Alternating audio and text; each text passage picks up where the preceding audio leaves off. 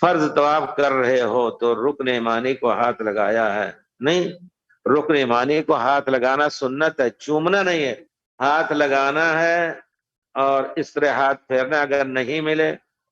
حجر اسود اور دونوں میں فرق ہے ہاتھ لگانے کا، یہاں بھی حجر اسود پر بھی ہاتھ لگائیں لیکن آپ ہاتھ چوم لیں، لاٹھی پہنچ جائے لاٹھی چوم لیں، کپڑا پہنچ جائے کچھ بھی، لیکن رکن یمانی کو اگر چومنے کا بھی موقع ملے تو آپ چومنے کے حقدار نہیں ہیں، ہاتھ پھیر سکتے ہیں، ہاتھ چومنے کے حقدار نہیں ہیں، گزر جائیں اس طرح۔ کوئی دم واجب نہیں ہاتھ لگانا، بلکہ وہ جائز ہے، بلکہ سنت ہے اگر مل جائے، لیکن دھکا دے کر کے لوگوں کو ستا کر کے جانا یہ گناہ کی بات ہو جائے، کیونکہ اس پر خوشبو لگی ہوتی ہے، ہزار خوشبو لگی رہے، آپ اس کو خوشبو لینے کی نیت سے جائیں گے تب گناہ ہوگا، نہیں تو آپ جائیں اور پھر واقعی اگر خوشبو ہے تو وہیں جناب کعبہ میں ادھر ادھر پہنچ دیجئے یا زمین میں کہیں پہنچ دیجئے، کچھ بھی ہو، بہرحال اپنے جسم پہ نہ ملیے۔ اسی طرح حجر اسود میں بھی